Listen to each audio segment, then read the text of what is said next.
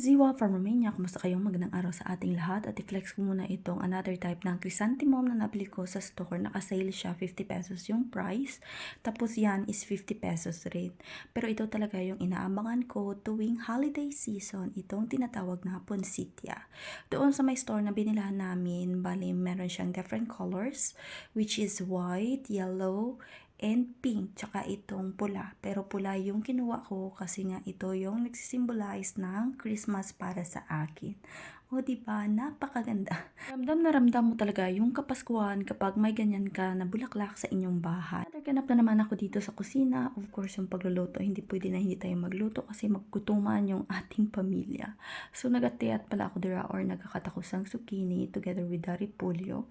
Tapos, naglakot din ako dyan ng morcov or ng carrots. Ito pa pala yung chicken na naiwan last time nung nag-grill ba. Ito yung isasahog ko dito sa aking lulutuin. At yan na nga, balik isahon ko muna yung awos tsaka yung bombay.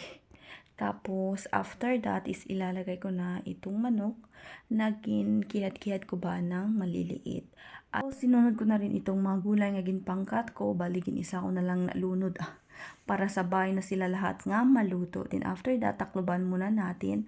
At meron din ako ditong chicken, bali kalahati para sa chorba at kalahati para sa mazare. Ito na pala yung aking bihon with gulay at naglagay na ako dyan ng konting tubig at yan yung sinasabi ko sa inyo na bihon. Sayang naman kasi kung itatapon ko yung naiwan na grilled chicken ba. So yung ginawa ko, nagsabaw ako kasi nga malamig na dito sa amin. At kapag nagluluto nga ako, hindi pwedeng mawala na walang chorba na sabaw para sa aking asawa. At yan na nga maglalagay na ako dyan ng asin para naman tama na yung aking panlasa at luto na yan. So kung isusunod ko na dito yung aking gagawin nga mazare. Mazare na manok ba? Ito kasi yung request ng aking asawa na lutuin ko today. Alam niyo naman na yung aking asawa is makarni talaga ito na tao, especially manok. Mahilig talaga siyang kumain ng manok, pero yung pork is hindi masyado.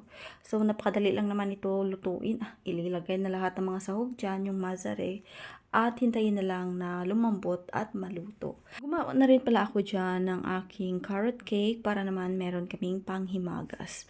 Kapag meron pa talaga akong time na makagawa ng cake, gumagawa talaga ako para naman merong makain yung aking asawa. Kasi mahilig siya sa mga cake ba, prajitura yung tawag dito. Pero hindi yan matamis kasi nga ginatansya-tansya ko yung sugar na nilalagay ko. At ang dami rin kasi naming nabili na faina or harina na nakasale sa store. So why not, diba, na mag-bake tayo at para na rin mahasa yung aking baking skills. So yan na nga, nilagay ko na siya sa oven at maghintay lang tayo ng 35 or 30 minutes. At dahil nga nagutom na ako, so kumain na muna ako dyan. Pero tapos ko nang pinakain yung Yana. At ito na yung aking carrot cake. O diba? Napaka-yummers niya tingnan. Tapos ito na rin yung aking chorba na niluto para sa aking asawa para may sabaw din siya. At itong mozzarella luto na.